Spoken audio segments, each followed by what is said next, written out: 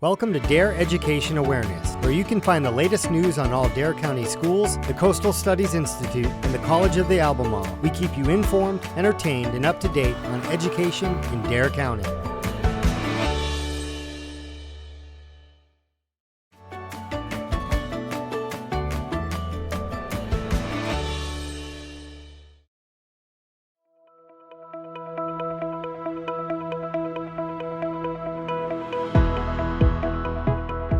This project is really trying to assess the impacts of dune restoration, coastal resilience in North Carolina.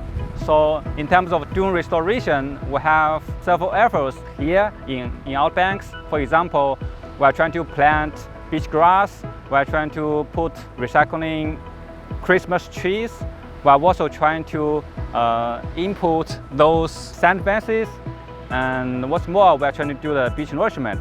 So all of these efforts are trying to restore the sand back. Basically, there are three goals for this project. For the first goal, we are really trying to quantify the sand movement or the sand dynamics in outbanks. By doing this, we are trying to extract the shoreline, the dune volume, and then we can collect LiDAR data multiple times so we can figure out the sand dynamics. And for the second goal, we are trying to present our results and findings to the town of Lex Head and also the Better Beach OBX group.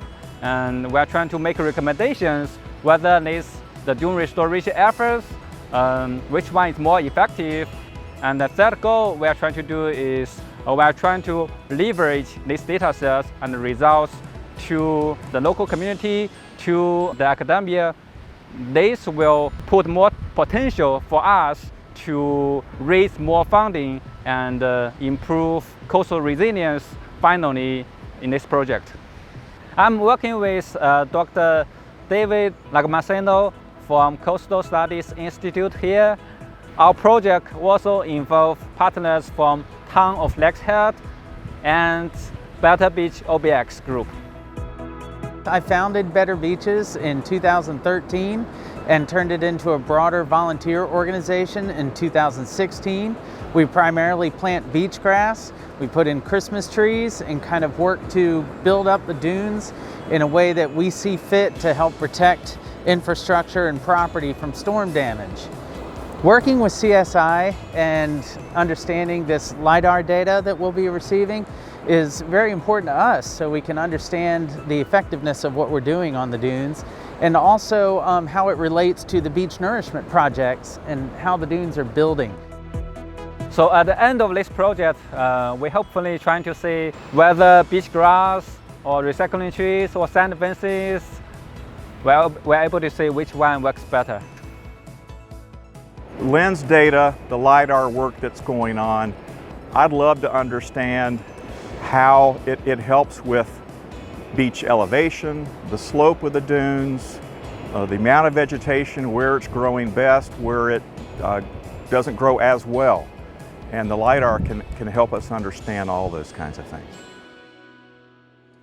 So our focus has been the last few years from Southern Shores down to Nags Head. My hope is that, and I've spoken with CSI and they're planning on doing this, when the mini grant and the LiDAR work that they're doing is finished, the plan is to get representatives from Southern Shores, Kitty Hawk, Kill Devil Hills, Nags Head, so that we can bring everybody together. They've all got some similar questions, but they've got some different needs as well, so we can get all the things on the table.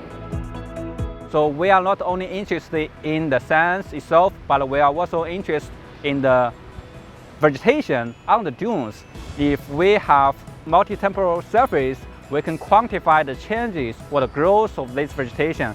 If we can dig further, we can figure out correlation between the structure and the carbon. So finally, we can figure out how much carbon is stored in the vegetation, and then we can study the impacts of climate change on these coastal ecosystems, the sea level rise in the long term or the hurricanes in the short term.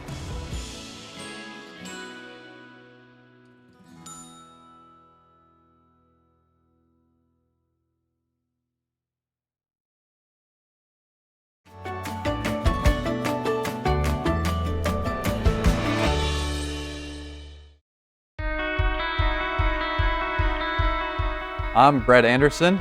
I'm teaching digital marketing at the COA DARE campus. It's a course where we're going to take digital marketing theory and put it together with digital marketing tools and then combine them to make a game plan for all of the students in whatever their profession is. So far, everything's been going really well. We've got a night class going from 6 to 9 on Tuesdays. We have 15 students signed up for the first round of the class, and everyone's been contributing a lot to the classes and engaging with one another a lot, which really helps the course move along. So in today's market, digital marketing is extremely important. I mean, everybody is on their phones more than ever. There's people on computers all throughout their day. So making sure that you're engaging with them on the platforms that they're using is imperative. And what we're doing is getting everyone ready to make sure that their content and their game plan for their digital marketing is laid out in a way that they can easily figure out their target market and learn how to approach them in a way that will resonate with them. So we're starting the course off, first class that we did, we went into the businesses themselves. So kind of a little bit of figuring out yourselves, who you are, where you're positioning yourself as a business, and things like a SWOT, figuring out your strengths, weaknesses, opportunities, and threats. And today we're going into figuring out your target audience and competitors. So we're kind of broadening the view a little bit, looking at what the marketplace is as a whole. And from there, we're really going to get into the physical tools and the meat and potatoes of it, really. So we're going to get into website design, SEO, user experience on your website, building out content calendars and figuring out what content you should cater for your audience. So as the course goes along, we're going to go from theory to practical tools and then put them together and really at the end have a full digital game plan that everyone can take and go and use. It's not just website related, it's also social media. We're getting into all sorts of Google Analytics, the entire Google suite, really. We're going to get into some other tools like SEMrush, which helps with your SEO, and different analytic platforms that can really help strengthen any different email platform you're using or pull all those things back together so you can track them. So we're going to hit a lot. As an internet marketing specialist for Outer Banks Blue Realty Services, the class has obviously been super helpful. But digital marketing really helps every company here on the Outer Banks.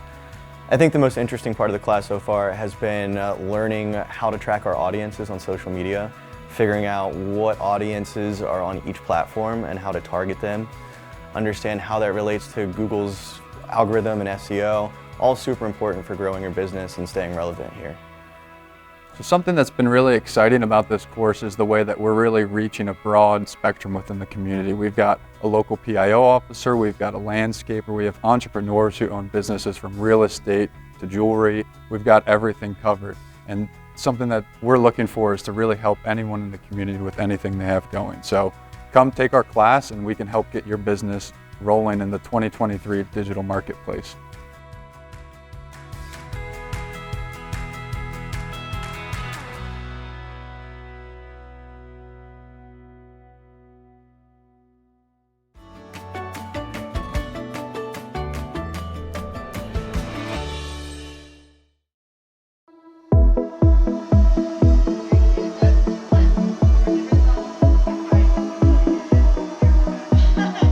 So we're really excited about our drone program. It started kind of in a strange way. We were during the pandemic and I attended a conference online called STEM Connect and I won a drone. And so how is the best way to learn how to fly a drone? You bring a kid in, and so I had a couple of really awesome students that they were excited when they saw me practicing flying the drone. So that's how it started. I won the drone and then I called in some kids to help me.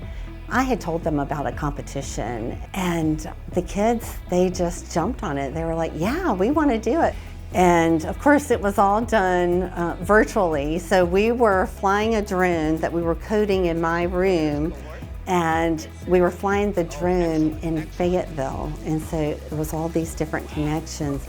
And about a week before the competition, I found out that we had to do coding. And I asked the kids, I brought them all in and I said, hey, we've got to be able to code this drone that's going to be in Fayetteville.